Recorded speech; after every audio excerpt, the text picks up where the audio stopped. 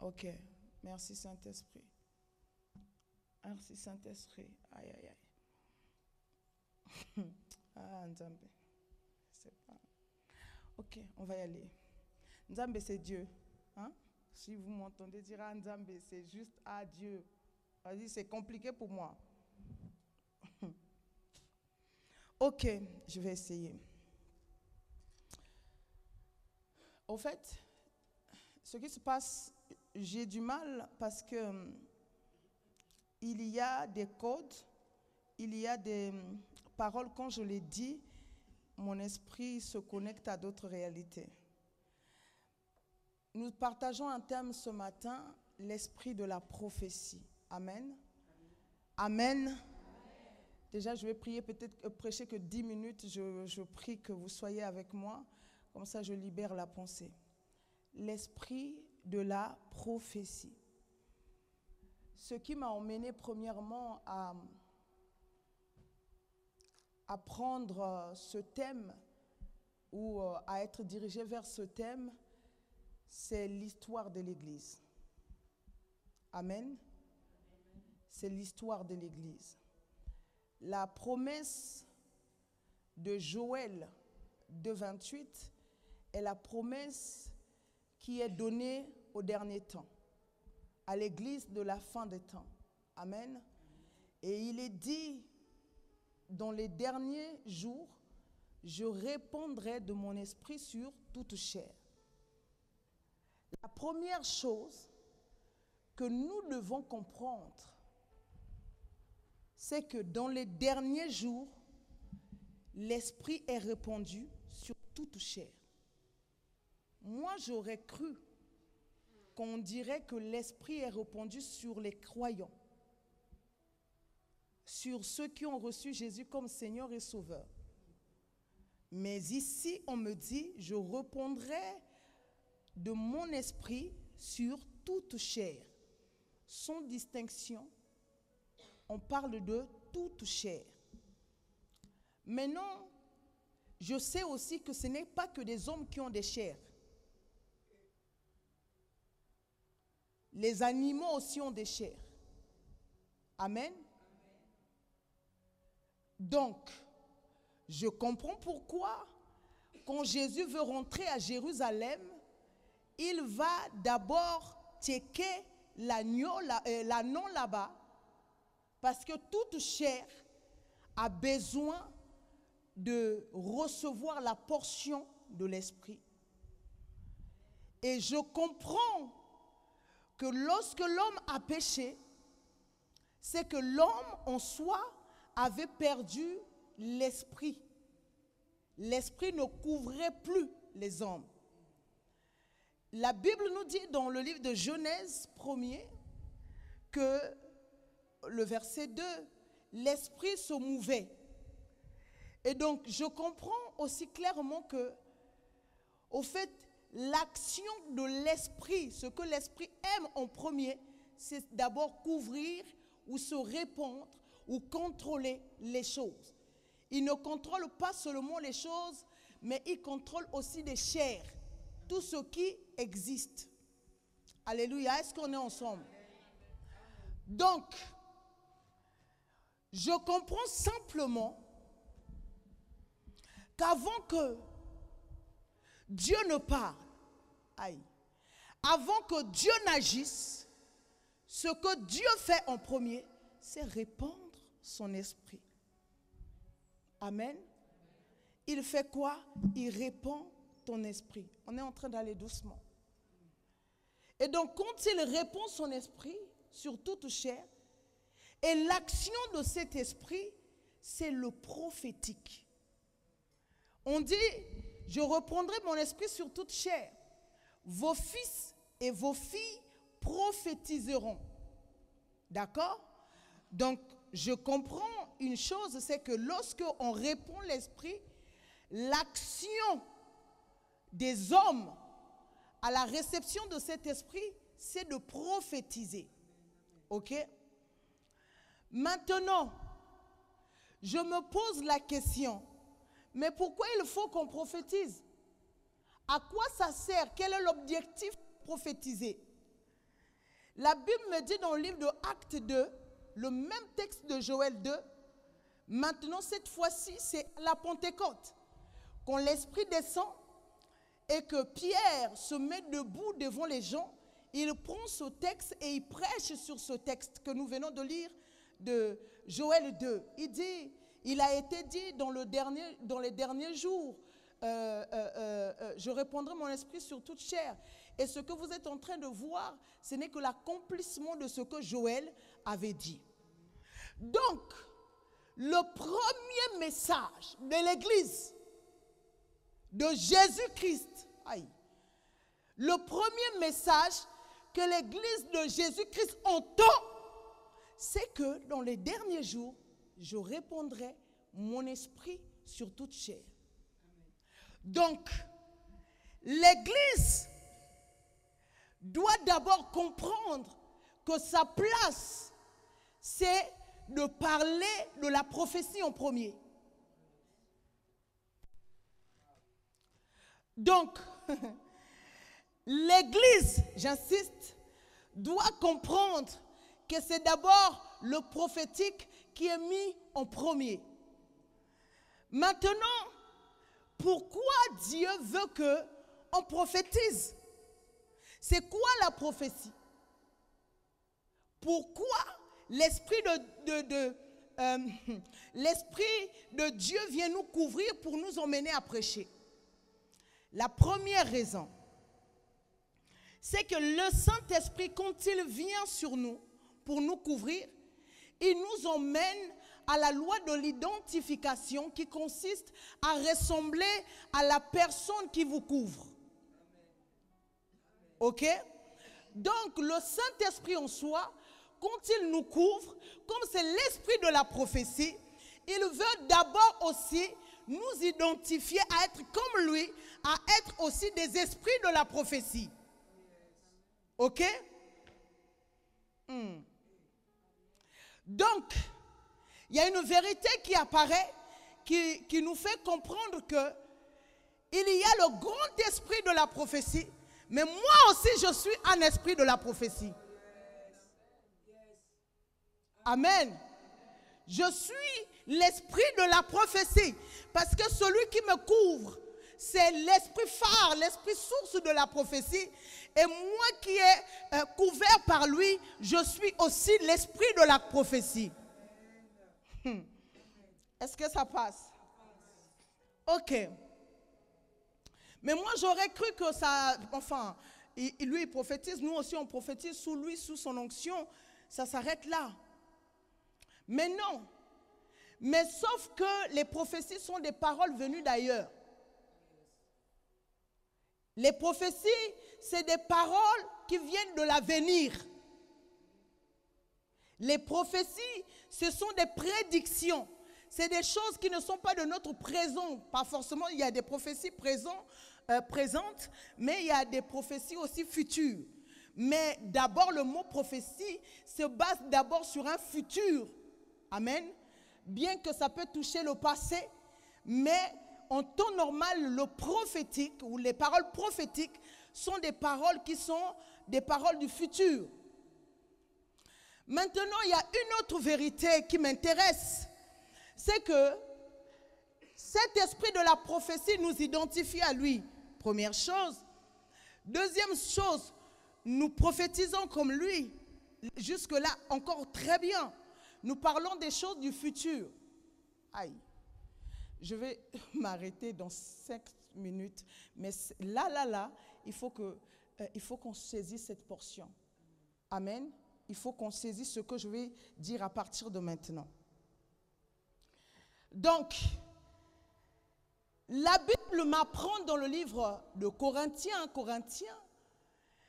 Corinthiens 2, il me dit que l'esprit sonde tout, même les profondeurs de Dieu. Donc, si l'esprit de la prophétie vient me couvrir, ça voudrait dire que l'esprit a déjà sondé les profondeurs de Dieu. Et l'esprit sait ce que Dieu a décidé de faire dans le futur. Et l'esprit vient me dire le langage du futur Pour que moi, je ne vis pas dans le présent, mais pour que moi, je me comporte par rapport à un futur qui est préparé. C'est pourquoi ceux qui ont l'esprit de la prophétie, ce sont des hommes et des femmes qui vivent selon d'abord le cœur de Dieu et qui vivent aussi selon le futur. Quand l'esprit de la prophétie vient, t'impose à être en avance par rapport à ton monde, t'impose à vivre les choses futures. Et c'est-à-dire que grâce à l'esprit de la prophétie, tu vis en avance. Je viens prophétiser sur quelqu'un que le temps est arrivé, que tu ne vivras pas par rapport aux choses passées, tu ne vivras pas par rapport aux réalités de ta famille. Maintenant, le futur sera imposé dans ton présent. Je dis à quelqu'un, le futur sera imposé dans ton présent. L'esprit de la prophétie t'impose un futur, dans le présent. Je dis à quelqu'un, le temps est arrivé que la milliardaire que tu as se manifeste. Je parle à quelqu'un, le temps est arrivé que le chef d'entreprise que tu es se manifeste. Je viens prophétiser aux hommes et aux femmes que le temps de manifester votre futur est arrivé. Oh my God. Oh yes. Oh my God. J'aime quand je le sens. Aïe, mon Dieu, je suis convaincu qu'il y a des hommes qui vivent sur la terre, mais qui dépendent du passé. Je suis convaincu qu'il y a des avenirs qui sont vides. Je suis convaincu qu'il y a des hommes qui ont des présents vides, Arlène. Dans leur présent, il n'y a rien, il n'y a pas de bien, il n'y a pas de trésor. Mais quand l'esprit de la prophétie vient, my God, il nous ramène un futur chargé, un futur riche, un futur qui a des trésors, un futur qui a des richesses, un futur qui a de l'argent, qui a de l'or, qui a le lait, qui a le miel, qui a des hommes qui croient en toi, qui a un peuple qui est à toi. Je dis à quelqu'un, le temps est arrivé que ton peuple se manifeste. Ceux qui croient en toi doivent se faire voir parce que, oh my God, l'esprit de la prophétie t'impose ton futur dans le présent. Et c'est ce que je suis venu dire ce matin. L'esprit de la prophétie impose à ton présent le futur. Mais pas n'importe quel futur. Un futur selon le cœur de Dieu. Parce qu'un futur frais, vous savez, la différence c'est quoi? Il y a des choses qu'on peut manger. C'est-à-dire il y a des choses que Dieu avait déjà prévues au commencement du monde. N'est-ce pas? Il y a des choses qui ont été conçues avant que le monde soit. Mais aujourd'hui, il y a des choses que Dieu conçoit, qui sont déjà des réflexions, c'est-à-dire fraîches. C'est frais, c'est la réflexion d'aujourd'hui. Et ce que j'aime avec le Saint-Esprit, avec l'esprit de la prophétie, il ne prend pas seulement ce qui a été dit au début du monde, ce qui a été dit au commencement. Il prend les choses qui sont fraîches, les choses qui viennent d'être dites, c'est-à-dire que Dieu vient de dire. Il prend ces choses-là, il vient te les imposer. Il te dit maintenant prophétise. Alors que celui qui prophétise, c'est celui qui parle.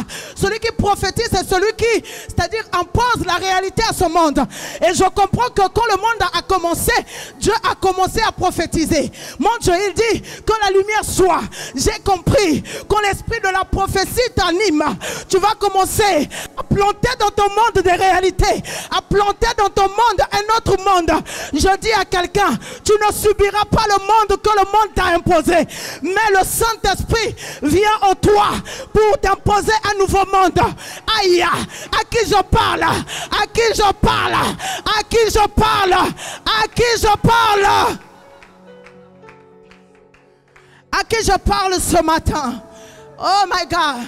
Je dis à quelqu'un, nous l'avons senti depuis le début de notre culte. Il n'a pas voulu que le culte soit comme on a l'habitude de le faire. Non, parce qu'il sait que quand il est là, il impose sa réalité. Il impose sa direction.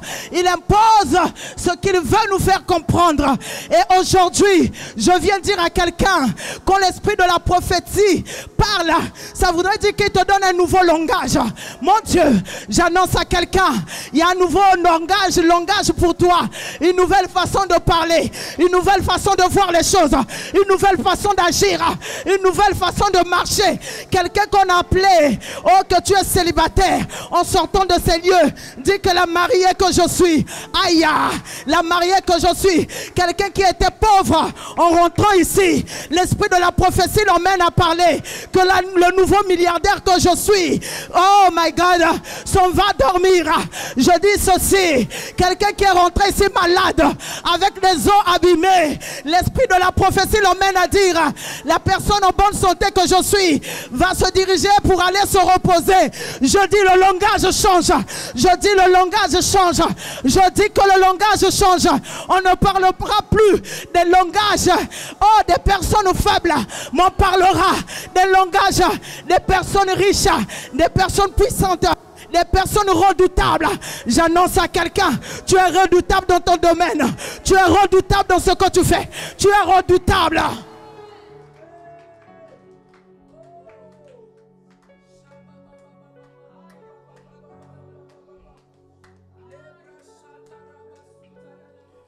Oh, l'esprit de la prophétie, my God, il vient balayer tous les mensonges du diable dans ta tête.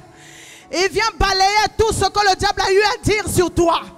Il vient balayer les condamnations qu'on a eu à dire sur toi. Il vient balayer les fausses prophéties.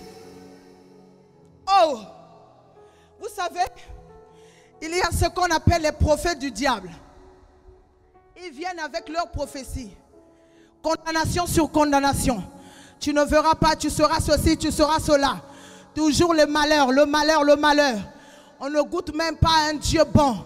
Je voudrais dire à quelqu'un, dans le cœur de Dieu, il n'y a pas que de... Asseyez-vous, asseyez-vous. Dans le cœur de Dieu, il n'y a pas que des prophéties de malheur. Qui vous a dit ça? Amen. Le Seigneur veut que tu prospères à tous égards. Il veut que tu prospères.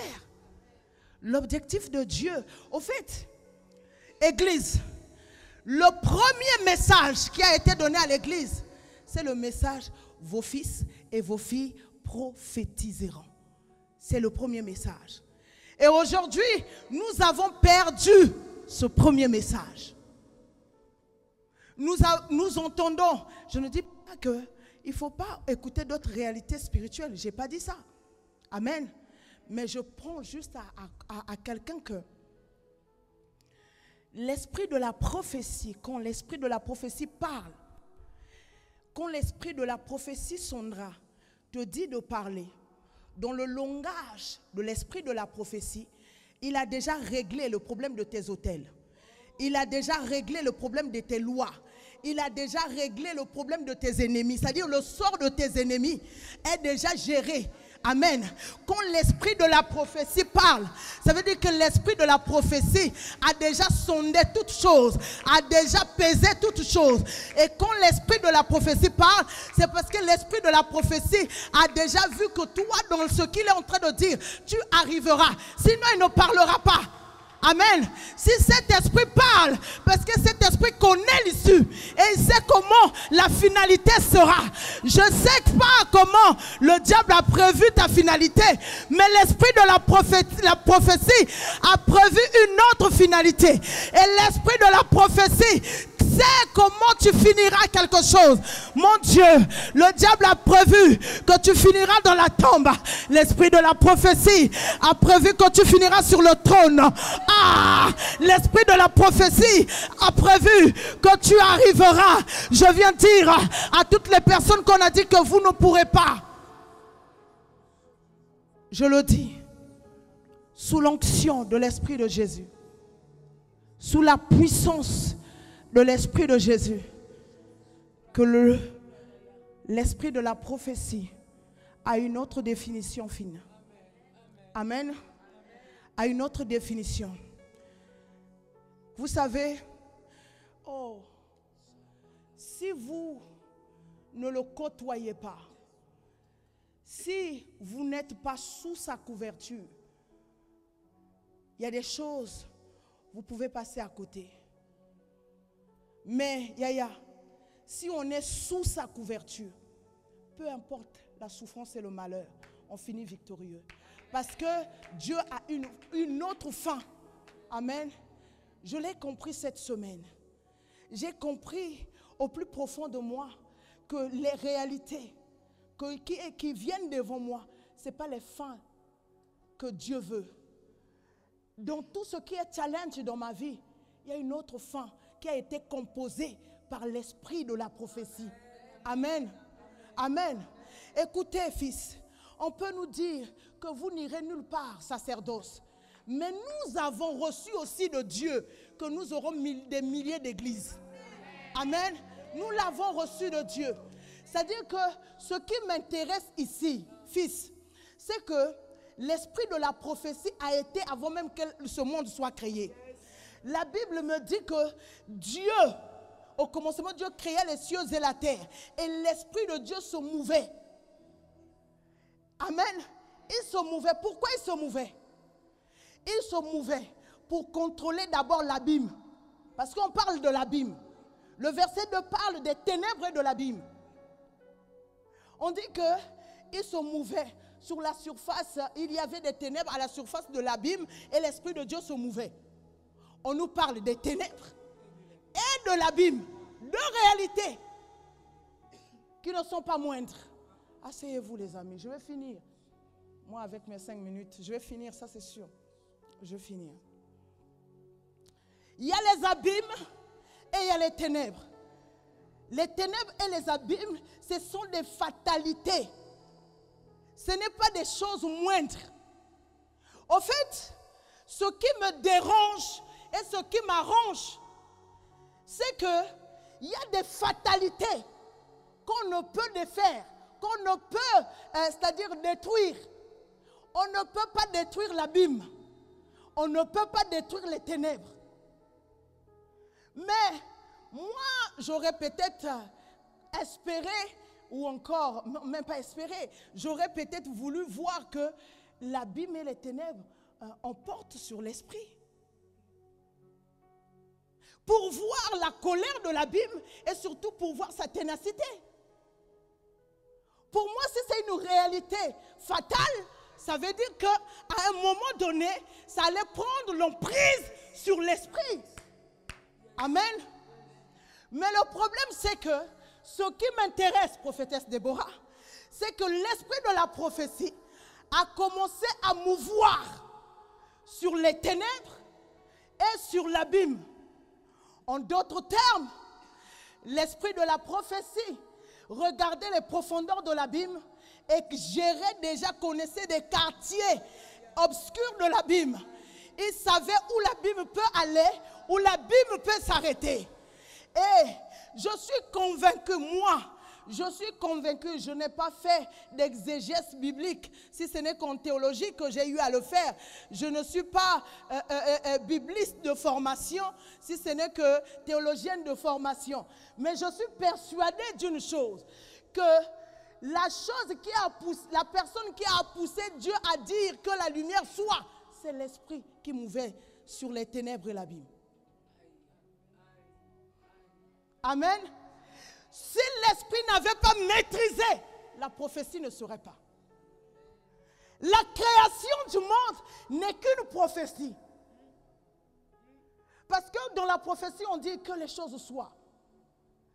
Que le bonheur soit. Amen. Je n'ai jamais vu une création qu'on parle. Lors d'une création, on fabrique, on ne parle pas.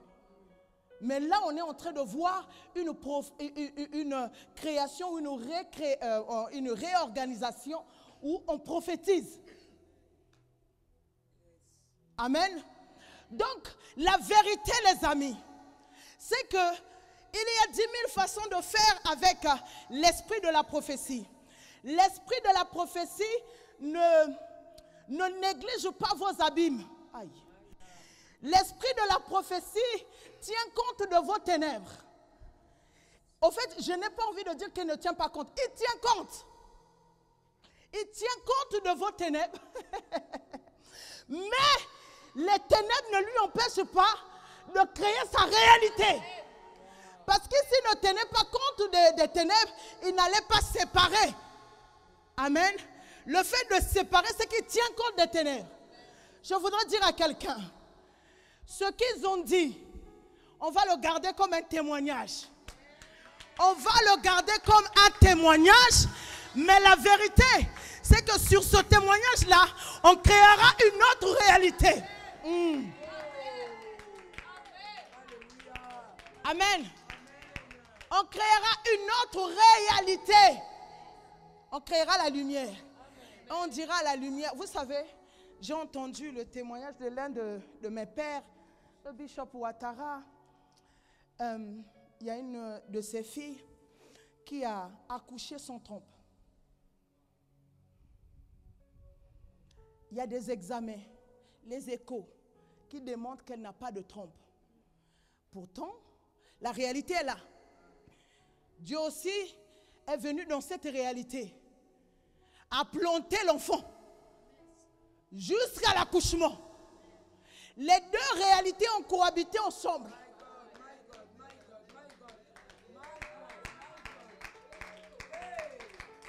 Amen. Dieu tient compte des ténèbres. Tu vois, il t'attaque. Parfois, tu as envie, Seigneur, qu'ils arrêtent de m'attaquer. Aïe, aïe, aïe. On est fatigué. Il dit, non, laisse-les t'attaquer. Parce qu'on va faire une autre réalité dans ces attaques-là. Et puis, on va exploser la gloire de Dieu. Amen. Écoute, on ne supprimera pas la pauvreté de ta famille. Mais tu seras l'élément qui va montrer à la pauvreté de ta famille qu'il y a la richesse.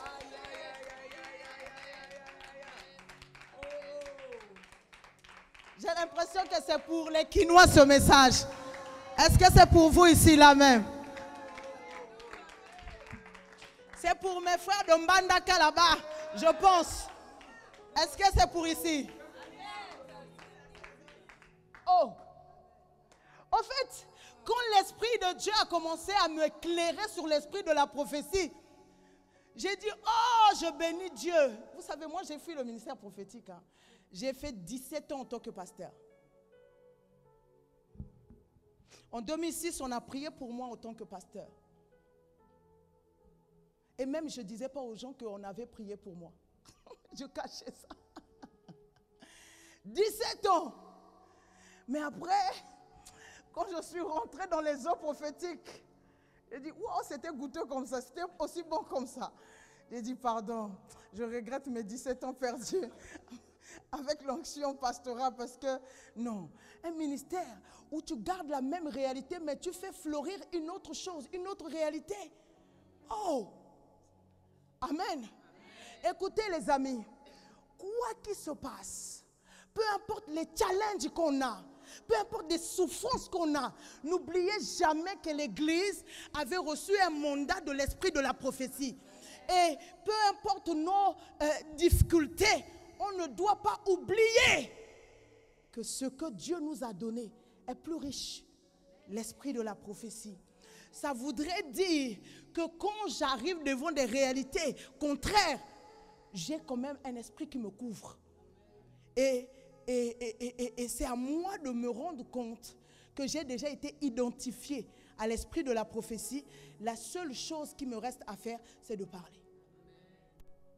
On parle du témoignage de 6 heures. Amen. Il y a quelque chose qui s'est passé. On a fait un challenge avec elle, avec le Seigneur. On a prié, quelques secondes. Et quelque chose, et le Seigneur a répondu rapidement. Amen. À cause de l'esprit de la prophétie. En fait, moi, j'aime le ministère prophétique. Parce que ça te dit, prends cette direction. Prends cette direction. Amen. Ce n'est pas quelque chose de compliqué. Hein. C'est juste, je voulais prier pour mon enfant, pour mon mari. Quelle est la direction que je prends? Ah non, je prends la... Bon, écoute, prends cette direction. Et dans la direction qu'on prend, on voit que le Seigneur débloque les choses facilement. Amen. Au fait, l'esprit de la prophétie te dit, ne crains pas tes souffrances. Ne crains pas tes difficultés. Ne crains pas tes morts. Amen. Dieu viendra créer... Bon, je pense que j'ai fini. Hein? Non. Hein? Ben oui, la preuve. Amen. Non, ce message me tient à cœur. Je veux dire à l'église, n'oubliez pas votre patrimoine. N'oubliez pas. Vous avez commencé par le prophétique. Amen. N'oubliez pas votre patrimoine. Si, la Bible dit, vos fils et vos filles prophétiseront. Vos vieillards auront des songes. Vos jeunes gens des visions. Ça veut dire que sur les jeunes gens là, et les fils et les filles, il y a deux portions qui ont été données. Il y a la première portion, les prophéties. Parler le langage de Dieu, parler le discours de Dieu, prédire, ramener le futur dans son présent. Et deuxième réalité, les visions. Ça veut dire quoi? La vision veut dire que l'option qui a été prédéfinie, choisie par Dieu. C'est ce que ça veut dire. Ça veut dire qu'on ne te dit pas seulement de prédire ce qui va arriver, mais on te dit maintenant tu as aussi la grâce d'avoir une option supplémentaire, de choisir la meilleure option possible dans ton futur. Et ça a été donné aux jeunes gens. Je ne sais pas si il y a des jeunes gens ici. Oui, il y a des jeunes gens ici. Il y a des jeunes gens ici. Non, il y a au moins 4, il y a peut-être que 4 jeunes gens. Est-ce qu'il y a des jeunes gens ici? Où tu te sens tellement vieille que tu penses que tu n'es pas. Tant que tu n'es pas de l'autre côté, tu es jeune gens. Amen. Oh. Saint-Esprit. Mon cri et ma prière pour l'église de Jésus, c'est de comprendre le temps que nous sommes dans les derniers temps. Première chose. Deuxième chose, un allié. Un allié. Pas n'importe lequel. Regardez comment Jésus peint le Saint-Esprit. Il dit, il est pour vous avantageux que je m'en aille. Il dit, quand le consolateur sera venu, il ne parlera pas de lui-même. Il prendra ce qui est de moi. Il vous l'annoncera. Ok? Ok? Oh, vous voulez que je prêche et c'est vous qui n'êtes pas motivés. Et puis il dit, il ne parlera pas de lui-même. Il prendra ce qui est de moi, il vous l'annoncera. Ça veut dire quoi? Il fait quoi là? Si ce n'est pas la prophétie. Il prendra ce qui est de moi. Donc le Saint-Esprit ira chercher ce qui est de Jésus et il viendra vous l'annoncer. Il vous annoncera toutes choses. Selon d'autres versions, il vous annoncera toutes choses. C'est quoi annoncer toutes choses? Si ce n'est prédire. Amen. Si ce n'est dire les choses qui vont arriver. Oh oh. Donc, le temps que ça rentre, hein? Ouais, ça va rentrer de gré ou de force. De toute façon, on est un sacerdoce. Ça va rentrer de gré ou de force. Ça va rentrer. Amen. Ici, on est amoureux de l'Esprit de Jésus. Je vais finir parce que vous avez l'art de me pousser à parler. Au fait, comprenez une chose. Tout ce que le Saint-Esprit fait en vous, ou ce qui est mis en lumière, c'est la dimension prophétique. Et la dimension prophétique n'est pas comme vous le pensez. Dans les actes, dans les nuits de prière à venir, je prendrai le temps de parler. Si jamais il me permet de parler, j'espère que ça ne sera pas comme aujourd'hui. Ok? L'esprit de la prophétie n'est pas ce que vous pensez, hein? Qu'il est seulement là à dire les choses, tu seras ceci, tu seras cela. Non. C'est une dimension très élevée spirituellement. Amen. Et c'est l'une des dimensions qui vous connecte à Dieu. Amen. À la pensée de Dieu. À la pensée, j'insiste, à la pensée de Dieu. C'est une dimension qui vous oblige à aller dans la pensée de Dieu.